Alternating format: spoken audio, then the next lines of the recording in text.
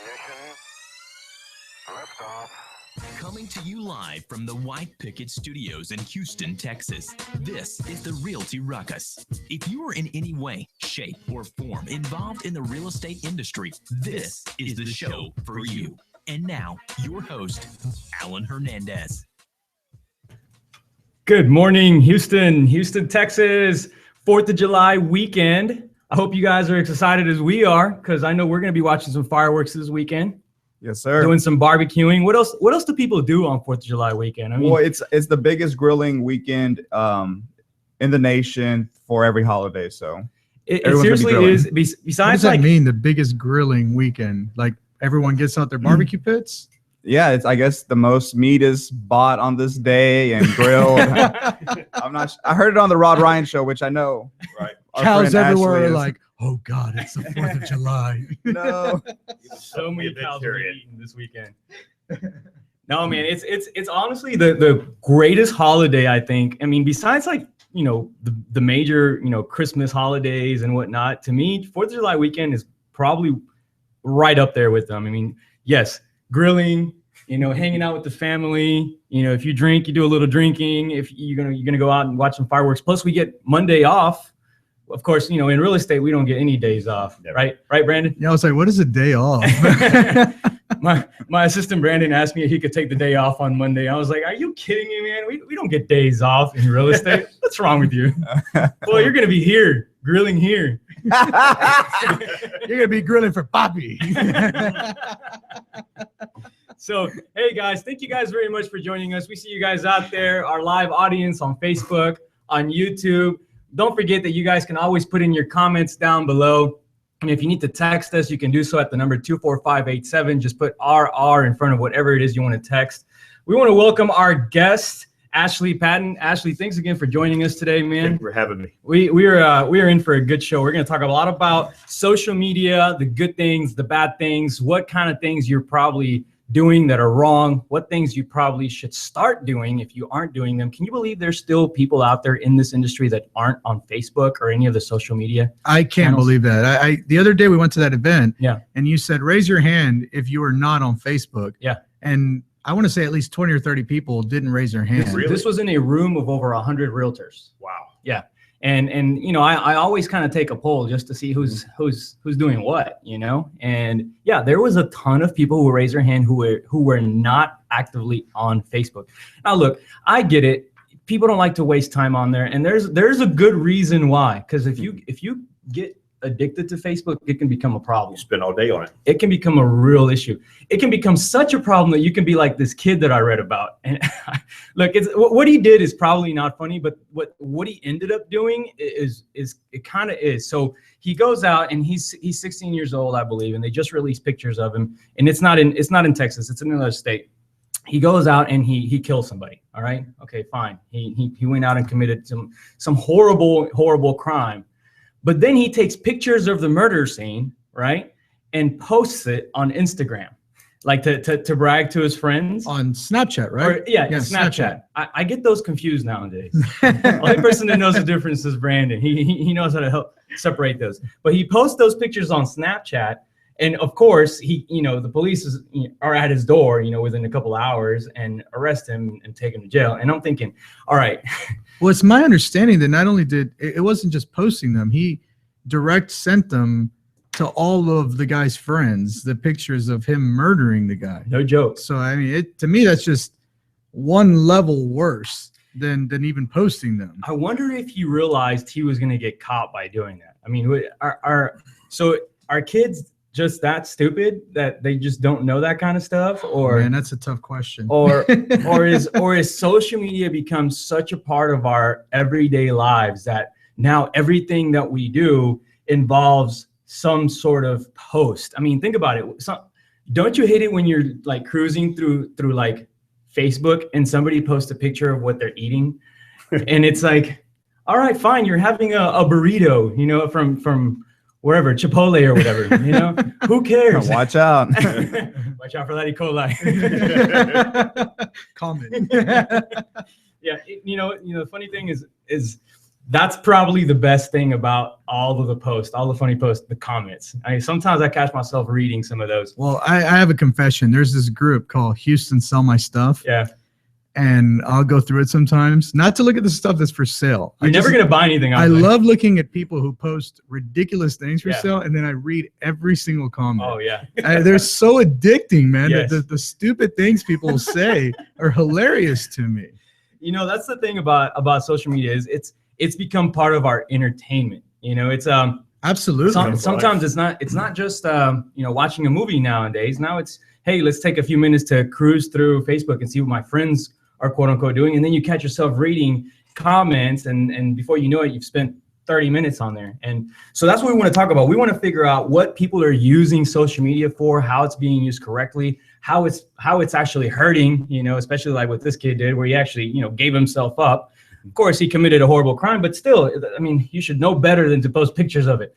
But there's other people doing it and committing horrible crimes in their own businesses, and we want to talk about some of those. And of course, we're going to bring up some of the stuff I've personally done, whether it's right or not right. And so we'll talk about that here shortly. We'll be right back. We'll be back after the break.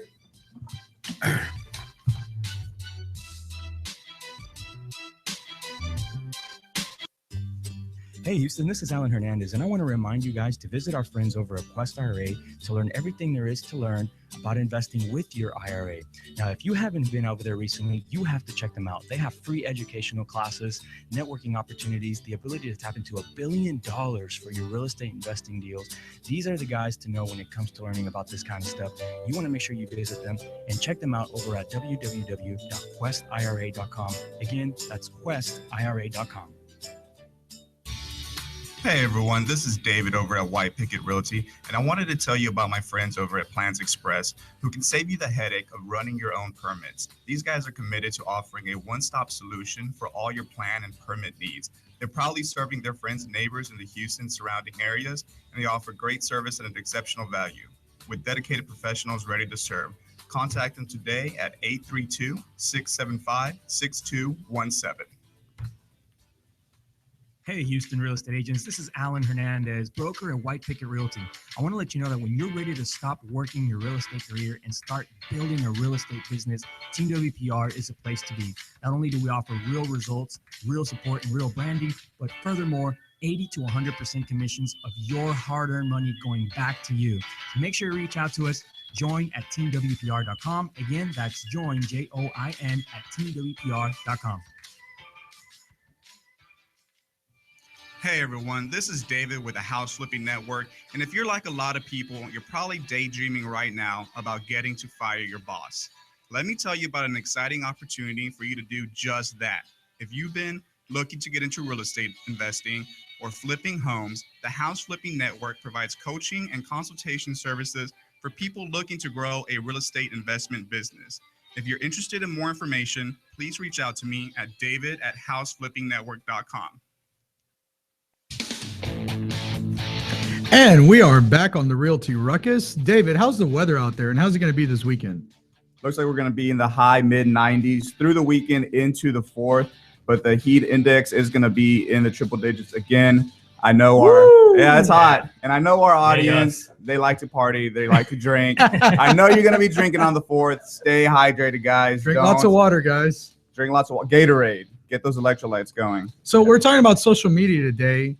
And we start off with kind of a tragic story, but what I want to really get into is how are people using social media, and how can people use social media to grow their businesses? Well, you know, most of our listeners are business owners, realtors, loan officers, investors, and so we want to give, I guess, some pointers on what does work. And there are social media experts out there that will have a difference of opinion on how you're supposed to be using social media. But here's my take on it, and this is based on actually doing research and going to social media classes and seeing what works. All right, so we're about to get gold right here. Gold. Everyone, gold. Get out your notepads. So this is gold. Here's, you know, one major mistake that I made when I first started, getting serious into social media is only talking about what I did for people. You know, I want to help you buy and sell a house, or I want to help you, you know, and so now when I see someone doing that, I mean, I immediately know they're still somewhat new to it. And so one of the things over the years that I've had to kind of learn the hard way is stealth marketing, not actually going in there and just talking about what you do and how you do it and all the great things you do with, you know, as a realtor. It's actually just having, you know, kind of being smooth about it, not necessarily being so far in your face. What do you mean by smooth? Well, you know, I mean like Rico Suave smooth, but I don't think that's what you mean. You know, I think the post where people show a picture congratulating their client, Okay. is more powerful than the post that they say where they post a picture of the hands holding a house saying, "Hey, I'm gonna, you know, help you buy and sell a house." Yeah. You know what I mean? And one of them, you know, you're showing proof that you help people, and you're not necessarily asking for the business, but now people in your circle, people, your friends, your family, who you should be contacting as part of your social media circle on a daily basis, now know that they can come out and talk to you about those kind of things, versus the other one where you're just a cheesy car salesman at that point. And you kind of want to avoid that. And people, you know, that don't know you will avoid you for that. You know, they're thinking you're going to sell them on something. You're going to sell them on some service. You're going to sell them on, you know, something that they don't want to be sold on. Nobody likes to be sold, you know, so they'll avoid you for that reason. So actually, our friend Richard Smith, which will be with us here next week, actually talked about doing an 80-20 rule on social media, where 80% of everything that you post should be something about you that's likable, that people can Like relate personal to. stuff, actually being social on social media. Yeah, but you know, people get confused with what's personal, I think.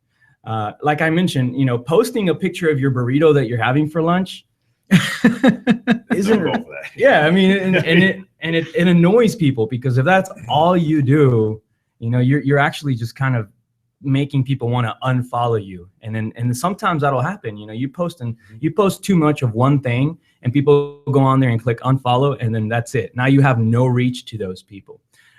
So it's important. Like one of the things that I've done is I'll post a picture and I'll see how many likes that picture gets. And then I've noticed, and I don't know if you've ever gone through like your own Facebook or anyone else's, and you'll notice that the ones that get the absolute most likes are the stuff that people can relate to the most. Like, for example, in mine, it's always like a picture of me and one of my kids, you know, and people love that, man. I'll get 150 plus likes on a picture of like me and Danny. Like the other day when Danny came to the office and he wanted to be my junior agent, which I don't even know where he got that from. We've never even talked about junior agents. And he's telling me he wants to be my junior agent.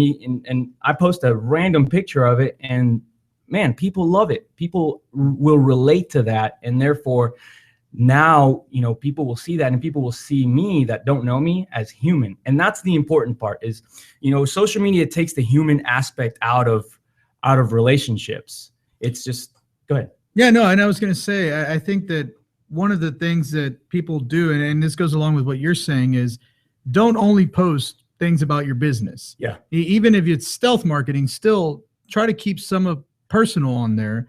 Otherwise, you start to lose folks. Is that right? Well, look, perfect example is I had a HFN member come up here just a few minutes ago and say, "Hey, what am I supposed to talk about when I go meet this motivated seller?" He's going to go meet with a FSBO. And one of the things he asked me is, what title company am I going to use? Oh, you heard that. Of course.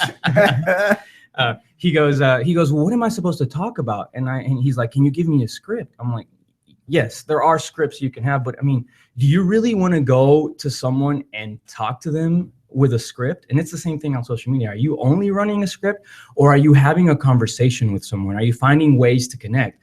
Which one's going to get you the better results? Yeah. You know, and if you're building rapport, if you're finding ways to connect with other people, then you're human. You're someone that they can like. You're someone that they can relate to. You're not just this robot that only talks about buying or selling houses or you know, loans or whatever you do, you know? Yeah. So I know some of us are more social than others in terms of social media. I mean, you may be the most social person in life, face-to-face interactions, but on social media, there's some of us that are more and some of us that are less. How much is too much? Well, if you're the person that's posting every 5 minutes and you're posting, I mean, every single post that you post is like some motivational poster that you stole off of like some other website, or if you have some kind of political agenda and you're really pushing it, and every 5 minutes you post about how much you love or hate Trump or this and that and the other, you do become annoying, and people don't get a chance to tell you that because they're afraid to hurt your feelings. But you are that annoying person that no one wants to talk to, and no one wants to have a conversation with you. So that's when it becomes too much. It's when you're pushing your opinions on someone else. It's fine, you have an opinion, go ahead and make it, no big deal. With us, it's important for us not to have an opinion because we don't want to separate our market groups. If you're in the real estate business and you have an opinion on politics, it's probably better for you not to share it because you're always going to lose 50% of the people that don't agree with you. Would you ever put a listing on the social media? We do that, and we do that occasionally, but we like to do it more in terms of setting up a page for the listing and then sharing that page. Gotcha. Versus just putting it up, and then if you have a ton of them, then you're pushing it, right? So you got to be careful on how you're doing it. Anyway, we'll be right back. We're going to go on a quick commercial break, but when we get back, we're going to talk about some of the ugly things people are doing. And I know you guys are going to call me out, and it's okay. We're going to talk more about good, the bad, and the ugly. There we go. All right, guys, we'll be right back. Hey Houston, this is Alan Hernandez, and I want to remind you guys to visit our friends over at Quest IRA to learn everything there is to learn about investing with your IRA. Now, if you haven't been over there recently, you have to check them out. They have free educational classes, networking opportunities, the ability to tap into $1 billion for your real estate investing deals. These are the guys to know when it comes to learning about this kind of stuff. You want to make sure you visit them and check them out over at www.questira.com. Again, that's questira.com. Hey everyone, this is David over at White Picket Realty, and I wanted to tell you about my friends over at Plans Express, who can save you the headache of running your own permits. These guys are committed to offering a one-stop solution for all your plan and permit needs. They're proudly serving their friends and neighbors in the Houston surrounding areas, and they offer great service at an exceptional value. With dedicated professionals ready to serve. Contact them today at 832-675-6217. Hey, Houston real estate agents. This is Alan Hernandez, broker at White Picket Realty. I want to let you know that when you're ready to stop working your real estate career and start building a real estate business, Team WPR is a place to be. Not only do we offer real results, real support, and real branding, but furthermore, 80 to 100% commissions of your hard-earned money going back to you. So make sure you reach out to us. Join at teamwpr.com. Again, that's join, JOIN, at teamwpr.com. Hey everyone, this is David with the House Flipping Network, and if you're like a lot of people, you're probably daydreaming right now about getting to fire your boss. Let me tell you about an exciting opportunity for you to do just that. If you've been looking to get into real estate investing or flipping homes, the House Flipping Network provides coaching and consultation services for people looking to grow a real estate investment business. If you're interested in more information, please reach out to me at david@houseflippingnetwork.com. And we are back on the Realty Ruckus. Today we're discussing social media and how to grow your business with it. And now we're going to talk about how you hurt your business with social media. And I think this is something that a lot of people want to know is how am I actually hurting my business or myself with social media? Well, there's lots of ways to hurt your business. And one of the things Ashley was just telling us, and which we all agree, is the internet never forgets. That's whatever you post is always going to be there. It's permanent. You can go back and erase it and whatnot, but whatever you've posted, it's there. And so a lot of people, they make these mistakes where they'll go in there and post negative aspects of their life, and they're thinking it's going to help their business. And I won't name any names. But like, for example, I have a friend who is also in the real estate industry, who only it's a female friend who only posts pictures of like her body, you know what I mean? And she, that's all she does. And I mean, don't get me wrong, you know, if I look that way, maybe I would try that just to see if I get more business, but I don't know if that's the right way to get business. And I'm not sure that everyone that does look at that thinks, hey, I really want to work with this real estate agent, you know? The other thing is, like I mentioned earlier, complaints. Now, I'm guilty of that. Yesterday, I filed a major complaint. I get it. I know. I'm just waiting for the comments of people calling you out. People are going to call me out. It's okay. I don't do it often. I don't, you know, I try to stay away from that because it is a major rule that I broke. I actually called a buddy of mine, Curtis, who is famous for doing it, and I consulted with him first. I was like, "Hey, how is the proper way to call somebody out? You know, and he was sorely disappointed with me. He was so mad that I wasn't more of an asshole about it. But you know, there is a fine line that you can cross, and that's when we start getting into some potential legal situations. And I think a lot of that has to do when you cost people money or maybe reputation. Name, you slaughter. You know, you have either libel or slander. The difference between the two: libel is written, slander is verbal. Mm-hmm. So the problem with the internet is the internet service provider can't be held liable. Mm-hmm. The website can't be held liable under the Commerce Act. So essentially, it's the author who can be held liable. And once it's up there, there's no duty to ever take it down because that's not what the internet is. The internet is free exchange of information. So one of the big things is people get upset and they say something, they type something, they write something. Not only does it make them look bad, but it makes whoever they said about it look bad. And then they go back at them and it's a round robin. Yeah. They say something bad. I mean, you can literally destroy somebody in social media. Yeah.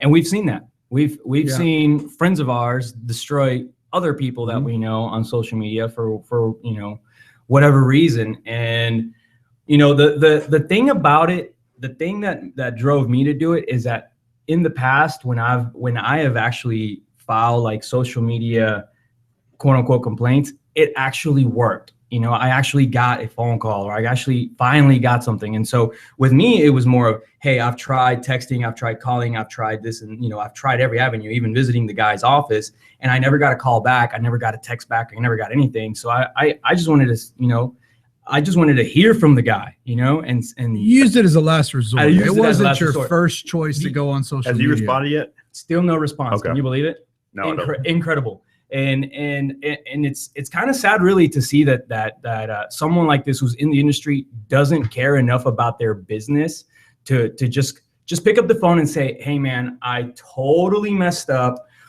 my bad, no big deal. Will you remove that off the internet? And you better believe I'll take it off in, you know, the next 2 seconds. You know, I'm not here to ever ruin anybody's business or hurt anyone's business, but I do think when you mess up, you know, part of messing up is just admitting you made a mistake and moving on, man. I mean, we make mistakes all the time. I mean, right. I screw up all the time. And part of it is just picking up the phone and saying something. So yeah, fine. I get it. I called this guy out, you know, I hopefully, you know, am I in a liable position here? Or is it because I stated nothing but facts? Well, the truth is always defense. Yeah. So as long as you say either A, it's an opinion, or B, it's the truth, you can't ever be held up for liable. Yeah. Especially it's true with a celebrity. With a celebrity, you can say whatever you want to because they interject themselves into the public. Likewise with a politician. I think the only ground you can't go is you can't say someone was with a little girl or a little boy. So I think that's the only ground you can do. That's the line you can't cross. That's the line you can't cross. Okay. Wow. Well, there we go. See, but yeah, from what I understood is as long as you were stating facts. I mean, we're in a you know, in a world where you can sue for anything. Right. I mean, the reality is that, and no matter what you post on there, if you post the wrong thing, you took the wrong person off, you can get sued. Is that something as easy as like a small claim? Somebody can sue you for libel and small claims, or is that? Put it this way: if you're small claims court, you really can't sue for libel. Okay. It's $10,000, but they don't have jurisdiction over that. So you got to go to the big boy court, number one, and number two, you have what's known as libel per se. So if you slander somebody, it affects their name, reputation, or ability to earn money. That's called libel per se. And then you don't have to prove actual damages. Otherwise, you have to prove actual damages, such as you have to quantify exactly what you lost. Slander, you lost a contract, you quantify that. But if it goes against your name, reputation, and ability to earn living, then it's slander per se. And then the court can just pick out a number. And sometimes the verdicts are rather large. Wow. So you definitely want to be careful about not crossing that line. That sounds pretty once serious. you publish it, it's there. It's there. And you got to live with it. Right. And both parties have to. The person that published it and the person that it's being published about has to just deal with the consequences. And that's just something that when you're posting these kind of things, you're just hoping that it goes the right direction and that it doesn't backfire on you. And that's definitely something that I considered when I posted that. I originally just wanted the guy to just call me, and unfortunately that never happened. And well, here we are. Yeah. You know what I mean? Anyway, so what other things are people doing? I mean, you guys see these social media posts like I do that are really that are hurting their business. I mean, think about, like, for example, the person that goes on there and the only thing they talk about besides buying and selling real estate is the Trump campaign, which I know is hot. Everybody loves to talk about it. By the way, did you guys see? Oh God. Side note. Did you guys see the Trump rally in the River Oaks last night? No. Oh my goodness, it's the funniest thing. If you guys get a chance to pull it up on the internet, it's hilarious. You cannot even hear what the supporter is saying because there's like a guy in a Mexican guy of all things in the truck just blaring his music, and you can't hear a thing. The whole interview is just this guy's music, just bum bum bum bum bum bum. So I loved it. I had to watch that at least 2 or 3 times. But if you're that person that you're only posting that, and then all of a sudden you interject with, hey, by the way, I can help you buy and sell a house or whatever. You're kind of shooting yourself in the foot. Besides that, I mean, in my opinion, I think it's just a matter of trying your best to stay positive, and people don't do that enough. If you're only complaining, if that's all you're doing, and I see those people. I do. I have friends that I've unfollowed just because it started to become a pattern of every single thing they put was like, oh, my life is so awful. I can never get ahead. Shaking my head, sad face. It's like, oh man, this is getting a little old. It's okay if you want to reach out once in the blue moon for some sympathy, but social media is not the place to go get sympathy if you're feeling down. You know what's funny is in those posts, people will actually go into the comments and give them what they want. I'm sorry, I feel so bad for you. The little smiley face with a tear. There was a Bud Light commercial about that. Hey, how are you doing? Well, I'm doing very, I mean, when you say, how are you doing? No one really cares. Yeah. You're supposed to say, hey, I'm doing fine. Sure. I'm doing well. Thank you for asking. Nobody ever says how they feel. And when you do say how you feel, nobody wants to hear it. No. And nobody cares. You're right. If somebody actually were to say exactly how they were doing, they'd be like, what? What are you talking about? Well, actually, I've had a really rough week. Oh, man, bummer. No, but I agree with that. It is, you're going to push yourself off of people's news feeds if that's all you're posting is that negativity. Yeah. So I think if we're talking about things that ruin your business, it's segmenting your market share by having an opinion that maybe half of the people that won't share with you. Yeah, half or less. I mean, that's generally how it'll work. If you're opinionated about any subject matter that is controversial and you have a just strong stand on it, you got to be aware that half of the people won't share it or more. And if you decide that you want to separate yourself and you want to stand for that one thing that means the world to you, whether it's political campaigns or gay rights or whatever it is you want to talk about, there's a group of people that will not agree with you and they will not want to do business with you because of your opinion. Right. So sometimes, and this is what this is what I like to tell, the agents in our office, sometimes it's better for you to just, hey, be cool with everyone, you know, because you can have your own opinion, but when you're posting it out there consistently, you're cutting yourself short. You know, you're making sure people don't want to work. You're creating a niche, Yeah. and it's a niche that doesn't really work.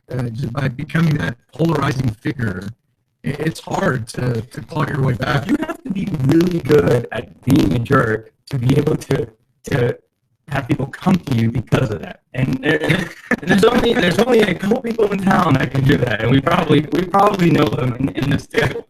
You know, that's I mean it's very difficult to be able to actually do that. You know, be opinionated and voice everything that you think, and you know, not care about what other people really think, and still have people come and talk to you. Looks like we have a question or a comment. It's Manuel posted a link. One of our agents, he posted a link to an article that talks about real estate marketing needing to drop what's called the humble brag, where those agents that are like, oh, got 3 contracts today and 2 closings, and just can't work out at the gym today, and hashtag whatever. I'm glad that he brought that up, because that's another thing that gets, I don't want to say annoying, but it gets old when that's all people post is, oh, look at all these checks and look at all this money that I'm making. That's called a humble brag. Yeah. There's a term for it. Well, let me give you an example. It says, like, writing 3 contracts in a day is so tiring and so rewarding. Hashtag exhausted but happy realtor. the article kind of states, you know, stop talking about how busy you are and start actually helping your clients. Yeah. I love the guys that post checks or like flash cash as part of like their daily posts. You know? I think those are funny, because I've gone through and I've looked at some, and they'll repost the exact same thing on different days. I like the guys that take the HUD statements, the closing statements, and they'll show you like the bottom line figure. Cash to seller. Cash to seller, you know, and it's always like this huge figure, right? But they never disclose all of the holding costs, all of their out-of-pocket costs, all of the other costs that are involved. So they make it seem like they're making like a 6-figure income on this one deal. But if you're in the industry, you know it's not true. But everyone else in there that's commenting is like, oh my God, you just made $100,000. People fall for that, man, and unfortunately, it's just because people don't know any better. You know, and the last one that I'll bring up, and this one just only grinds my gears. It's the MLMs. The wholesale market. I don't need another body wrap. Or the Plexus. Spark electricity. The electricity plans and those just drive me insane. I'm like, oh man, and then they post them so much. I don't know if that's what they teach them at the training. I think it's something like that. Part of the training. Anyway, I think we got everything that we wanted to talk about in terms of social media out of our system. We wanted to make sure that everyone knew the things that they should be doing and maybe shouldn't be doing, and where slander and libel came into play, because I know that's an issue. You know, when I posted that thing yesterday, I had so many people call me and email me with similar complaints, and a lot of them were worried about posting it because they were worried about having to go to court or whatever. So I'm glad we got you in the office. But when we get back, we're going to talk about lease backs and why you should never ever do them. We'll be right back. We'll cover some of that. Hey Houston, this is Alan Hernandez, and I want to remind you guys to visit our friends over at Plus IRA to learn everything there is to learn about investing with your IRA. If you haven't been over there recently, you have to check them out. They have free educational classes, networking opportunities, the ability to tap into $1 billion for your real estate investing deal. These are the guys to know when it comes to learning about this kind of stuff. You want to make sure you visit them and check them out over at www.questira.com. Again, that's questira.com. Hey everyone, this is David over at White Picket Realty, and I wanted to tell you about my friends over at Plans Express, who can save you the headache of running your own permits. These guys are committed to offering a one-stop solution for all your plan and permit needs. They're proudly serving their friends and neighbors in the Houston surrounding areas, and they offer great service and exceptional value. With dedicated professionals ready to serve. Contact them today at 832-675-6217. Hey, Houston real estate agents, this is Alan Hernandez, broker at White Picket Realty. I want to let you know that when you're ready to stop working your real estate career and start building a real estate business, Team WPR is the place to be. Not only do we offer real results, real support, and real branding, but furthermore, 80 to 100% commissions of your hard-earned money going back to you. Make sure to reach out to us. Join at teamwpr.com. Again, that's join, Join, at teamwpr.com. Hey everyone, this is David with the House Flipping Network. And if you're like a lot of people, you're probably daydreaming right now about getting to fire your boss. Let me tell you about an exciting opportunity for you to do just that. If you've been looking to get into real estate investing or flipping homes, the House Flipping Network provides coaching and consultation services for people looking to grow a real estate investment business.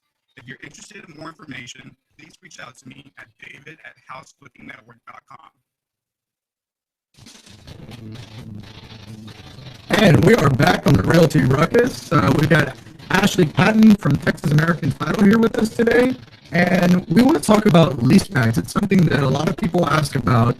We get a lot of questions from you investors regarding leasebacks. And so we want to find out the legality of them. How does the court see them?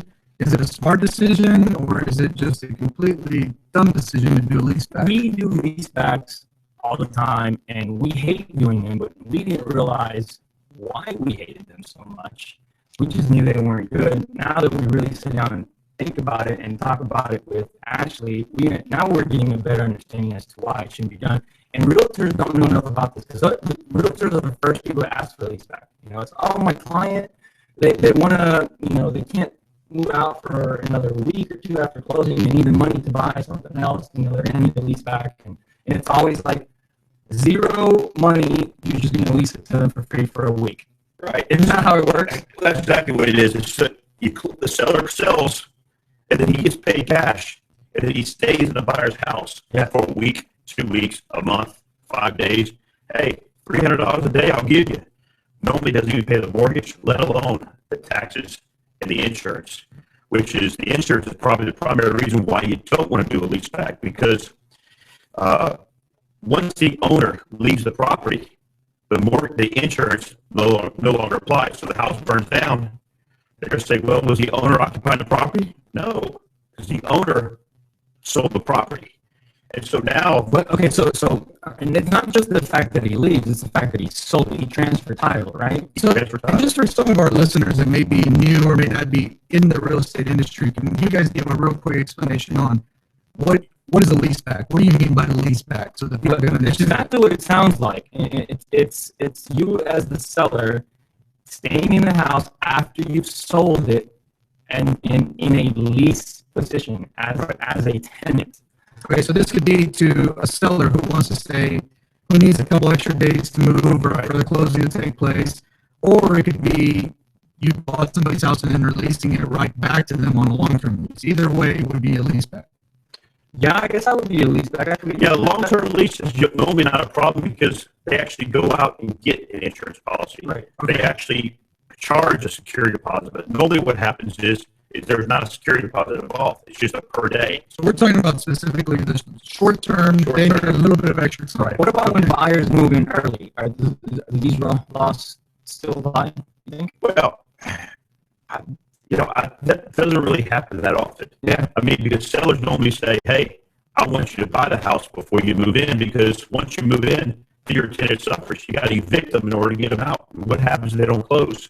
So if anybody ever wants to let a buyer in the property before they pay money, call me up and I'll give you a few horror stories, because there are horror stories out there. Well, let's hear one. Let's hear one. We had that on our mortgage closing. They moved in 1 day early. Yeah. Remember? Yeah, they did. And what happened with that one? Well, it closed, but you're right. What would have happened if it hadn't closed? You would have to evict them. So now we have to go through the whole eviction process. They go to appeal it, and then they pay nothing during that time. They pay nothing during that time. They can come in there. Next thing you know, you're taking 6 months. Then they file bankruptcy. There's certain ways they can keep in that property.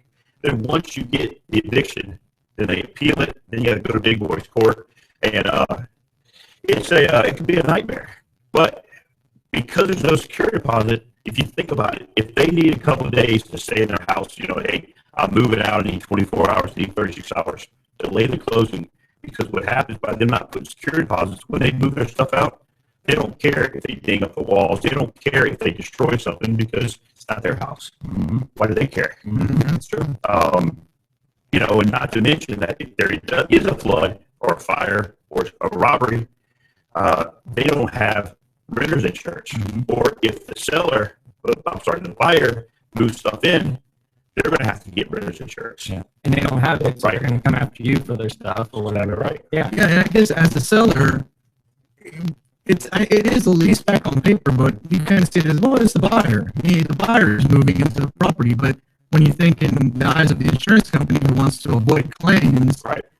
They see it as a tenant. So mostly it's a matter of you not having coverage by your insurance. That's generally that's the reason why you're recommending leasebacks to never actually happen. That's exactly right. Well, insurance, number one, and number two, if you are going to have a lease back, make sure you do the policies and make sure you charge a huge security deposit. Because remember, if they're in your house, and by them being in your house, they can destroy it. And you want to make sure that if they do destroy it, you keep enough money back. It's best just to delay the closing.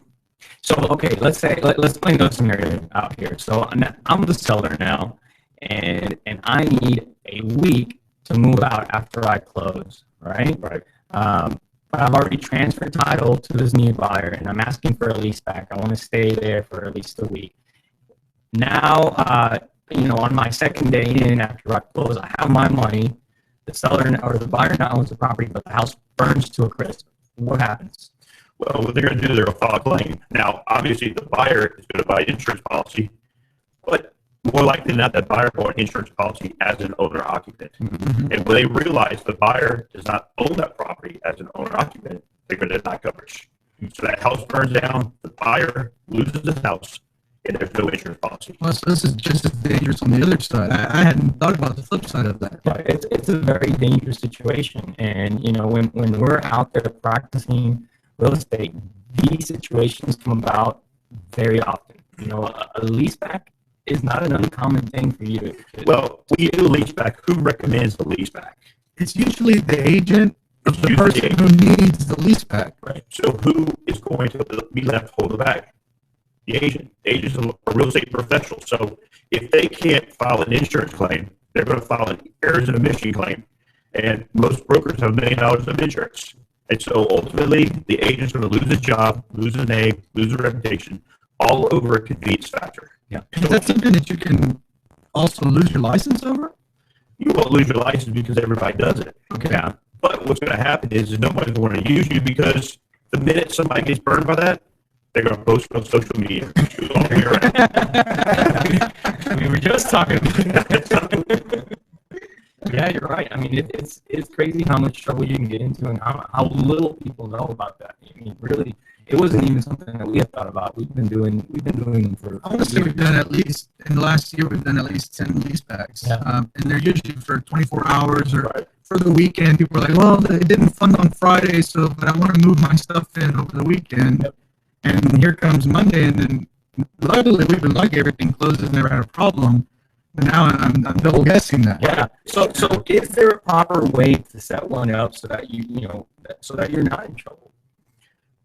Well, I mean, I guess you have to pull an entire policy, an insurance policy. yeah, out? you do a whole insurance policy. You have to have, make the seller have a renter's policy in case somebody goes in there and steals from him. The buyer, he would want, obviously the seller would want to make sure to get a renter's policy. The buyer would have his policy, but the buyer would need a non-owner occupied, like a rental policy. And so once he has a rental property, then he'll have to convert that rental policy into a homeowner policy when he moves in. But he's going to have interim coverage, which insurance companies love to double charge on that. Yeah. Yeah, and I mean, you can't really go out and get a policy for a week without paying, hundreds and hundreds of dollars for it. So what about the people who say, well, no, I don't need a lease back. I don't want to actually stay there, but do you mind if I put some of my stuff in the garage over the weekend until it closes on Monday? That's asked all the time. If something happens to his stuff in there, now comes a lawsuit. Yeah. If his stuff gets stolen, guess who's going to blame? The buyer. Yeah. And it's amazing how he had a Mona Lisa painting in there. Yeah. I mean, when something gets stolen, it's like all the electronics, number one Spider-Man. Yeah, so basically by letting someone putting their stuff in their garage, you're taking on a liability. Right. So now essentially, if any of that stuff gets stolen, you better be ready to forfeit some money for it. Exactly. That's really good to know. Now, is there a way around that? Is there like a release of liability form we can sign to get rid of that? Release of liabilities still get you through the lawsuit. You may not be successful in the lawsuit because release of liens, release of liabilities, they do work. Waivers do work, but you're still going to be sued. You're still going to spend between $30,000 to $40,000 in attorney's fees, and you're still going to go through the headache because they're going to say they were under duress, and I'm doing quotation marks. Under duress when they signed it, they said, "Hey, I didn't know what I was signing." Now, is that valid in Texas? No. If you sign it, you're liable for what you sign. But that said, duress is still an excuse to, hey, especially if you are not a professional and the person who executes it or gives it to you is professional. Like, for instance, attorneys, release of liability waivers are not allowed for attorneys to sign. It's against our ethical code. Realtors, they can't disclaim a lot of their ethical duties towards their client because a realtor is an agent of their client, and a client being a principal. So I get question all the time. It's like, hey, can I endorse? Like, we had a subject to file, and the insurance and taxes came back, and they had a limited power of attorney, and they want to be able to endorse those funds so they can put it in their account. Now subject to they're making all the payments, and literally really is close finance. The answer to that, though, is you need to contact the principal and get them to sign, because an agent who converts the principal's money is called self-dealing, and it's not only is it unethical, but it's illegal. Even though they have a power of attorney. Even though they have power of attorney, so an agent always has to work on behalf of the principal. And he has to put the principal's interest above his own. It's called a fiduciary. And when you're a fiduciary to somebody, you put their interest above your own. If you don't, you could lose your license for that. So long story short, you can sign the release of liability, and it may help you. But if you're a professional and you're licensed, it may also backfire on you. It will backfire on you, because why did you get them to sign the release of liability? Because you knew you were trying to screw them. Yeah. So it makes you look twice at that. And, just think about a jury of 9 people. Who don't understand Right. a lot of the intricacies of that kind of situation. They're going to see it as, hey, this guy was trying to take full advantage of this Guy's a shark, and he's taking them to town. And especially when they're the ones that couldn't get off jury duty. And so that's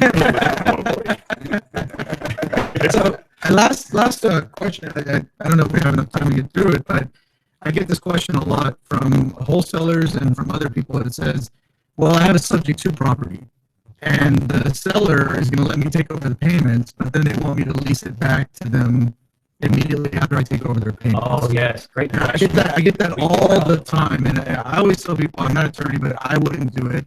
Well, legally, you are an attorney. Right. Here's what's going to happen is when the seller, the leasing out, when he gets tired of paying his payments, and you try to evict him, he's going to claim homestead. And because he never surrendered his homestead rights are going to supersede a warranty deed, supersede a deed of trust, supersede a lease agreement. Because he never abandoned that way. The only way you should ever do that is for the person to move out, all this stuff out, declare another property as a homestead. Then if it was moved back in 30 days down the road, then it might be okay. It's specific, but there are several people arrested for what's known as a stripping of equity skimming, where they would do that. They would pay somebody $5,000 to get a deed to their house. They would still live there. Now they would raise their rent. They would refinance a house, strip of property of all the equity. Those people are in jail now for doing that. Wow. And they were basically letting the owners stay there as tenants. Absolutely. What's the consequence of you said that if they don't surrender their homestead, that it remains their homestead? What is the consequence if they stop paying? Well, they're basically They can't evict them. I mean, right. It's their homestead. So essentially, he's got a free clear house. Yeah. Wow. And so, no good deed goes unpunished, and that's the ultimate rule right there. And it's just next thing you know, you're in a situation where you try to help somebody out, but you end up getting hurt. Yeah. And sometimes you do help them out, and sometimes these deals are, trying to save their house. They feel they need a long story, it's a sad story, medical bills. Wife left and lost her job, and just don't require to move out. If you ever want to help them out, move out. Yeah. And that's some really, really good advice. Yeah, hopefully you guys can seriously take that into consideration, because we run into those situations all the time. And these are situations that can really, really hurt your business if you're out there and don't know these little fine details. Yeah, absolutely. We're going to go to a break, but we'll be back. And it'll be our last segment, guys. I can't believe how fast this is going. All right, we'll be right back, guys. Thank you. Hey, Houston, this is Alan Hernandez, and I want to remind you guys to visit our friends over at Quest IRA to learn everything there is to learn on investing with your IRA. Now, if you haven't been out there recently, you have to check them out. They have free educational classes, networking opportunities, the ability to tap into $1 billion for your real estate investing deals. These are the guys to know when it comes to learning about this kind of stuff. You want to make sure you visit them and check them out over at www.questira.com. Again, that's questira.com. Hey everyone, this is David over at White Picket Realty, and I wanted to tell you about my friends over at Plans Express, who can save you the headache of running your own permits. These guys are committed to offering you a one-stop solution for all your plan and permit needs. They're proudly serving their friends and neighbors in the Houston and surrounding areas, and they offer great service and exceptional value. With dedicated professionals ready to serve, contact them today at 832-675-6217. Hey, Houston real estate agents, this is Alan Hernandez, broker at White Picket Realty. I want to let you know that when you're ready to stop working your real estate career and start building your real estate business, TWPR is a place to be. Not only do we offer real results, real support, and real branding, but furthermore, 80 to 100% commissions of your hard-earned money going back to you. Make sure you reach out to us. Join at TWPR.com. Again, that's join, JOIN, at TWPR.com. Hey everyone, this is David with the House Flipping Network, and if you're like a lot of people, you're probably daydreaming right now about getting to fire your boss. Let me tell you about an exciting opportunity for you to do just that. If you've been looking to get into real estate investing or flipping homes, the House Flipping Network provides coaching and consultation services for people looking to grow a real estate investment business. If you're interested in more information, please reach out to me at david@houseflippingnetwork.com. And we are back on the Realty Ruckus. This is our final segment. We really appreciate Ashley being here, giving us some really, really good legal advice and a lot of stuff. Excellent information. We just made a whole lot more money this year just for learning these little things. Oh yeah, or at least we avoided losing a bunch of it. Exactly, that's for sure. And that's really what it takes about when you have your team, and I mean your team should consist of other professionals in the business that help you build. Part of that is actually sitting down at a table like this. It doesn't have to be with microphones in your face. It could be, with a beer in your hand or a burger or a burrito or tacos or whatever it is. I was thinking about the 4th of July already. I'm ready, man. We're ready. I'm ready for some grilling, and I'm ready to have some fun. It's funny because some people have fun in different ways for 4th of July. I read something about some guy going into Walmart and lighting fireworks inside. Did you guys read that? It's one of your Walmartians. One of my Walmartians? I think it's about 3 of them in Arizona. They actually sell fireworks in the Walmart. Yeah. And so someone went and lit the whole on fire. Nice. And it's just going up in flames. They lit every one over just one. They lit one, and then they're all stacked up. Chain reaction. How awesome is that? If you're gonna shoot fireworks inside of a place, it definitely has to be Why would you Walmart. sell fireworks?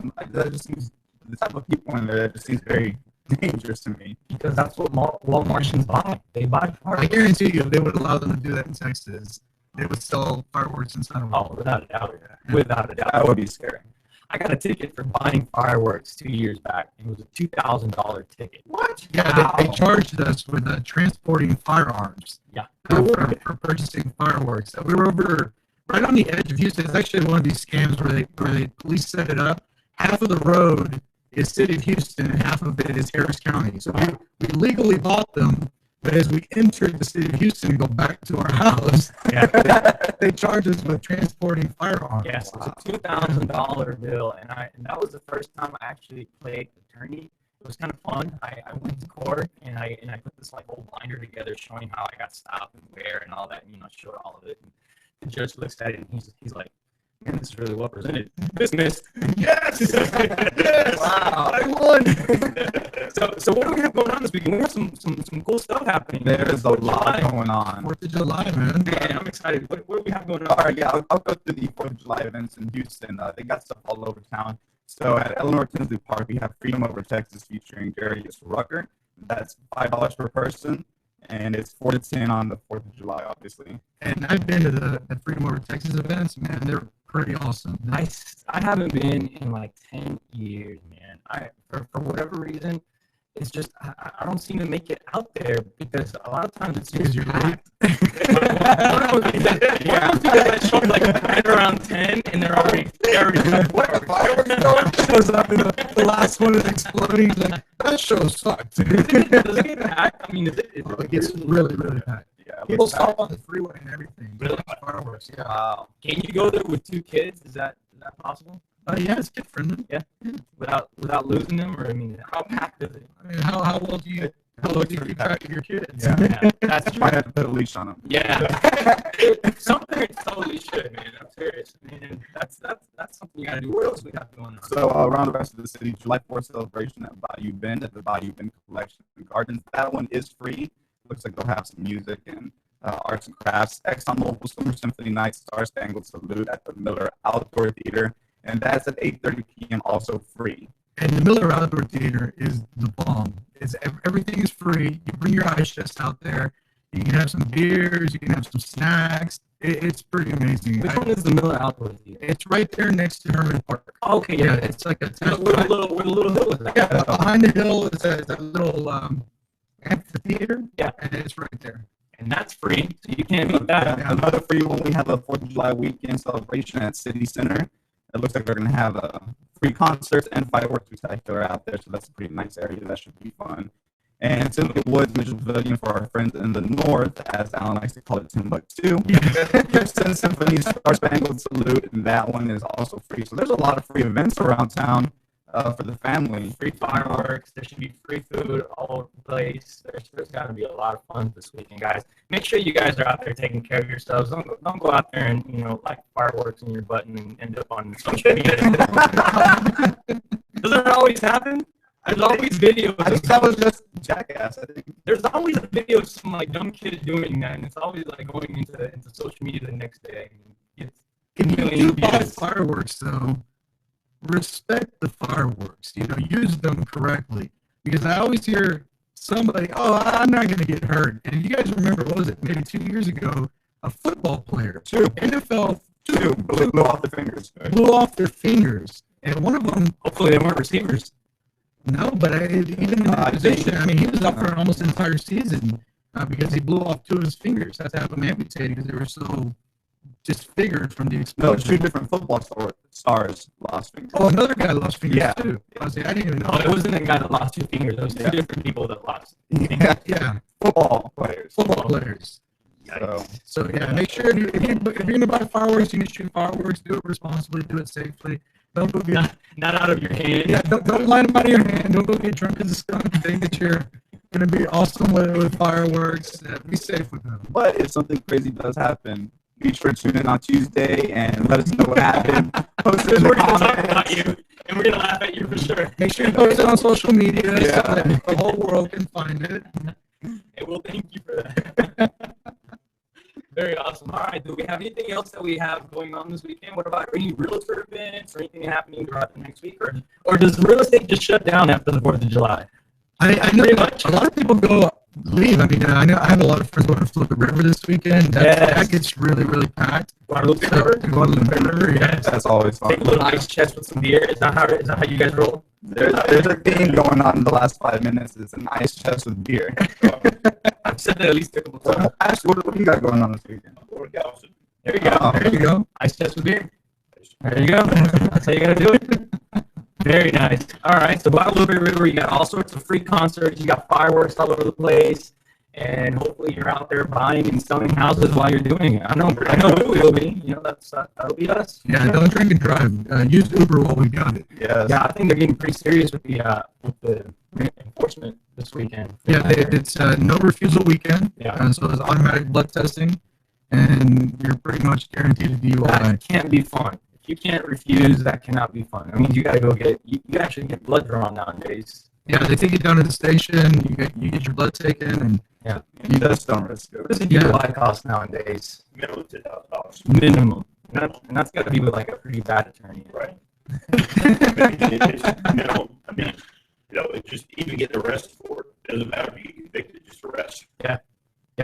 It's incredible. and I know that on really busy weekends like this, the jails are really packed, and so they're really slow to release. Yeah. I had a friend get arrested on a holiday weekend one time, and he got arrested on a Friday, didn't get out until almost Monday morning. Oh, man. So And don't forget, there's only one restroom inside. Don't forget.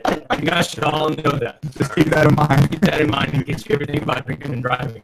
So, all right, guys. Thank you guys very much for joining us. Thank you guys for joining us on Facebook Live. We see you guys. We thank you guys for being part of our show. Thank you, Thank you guys on YouTube. Make sure you share the show. Let your friends know about it. Let us know what all you want us to talk about on our upcoming shows, because we want to deliver all the content that will help you build your business. With that, we leave you. Have a great weekend and enjoy it. Happy 4th of July. Happy 4th of July.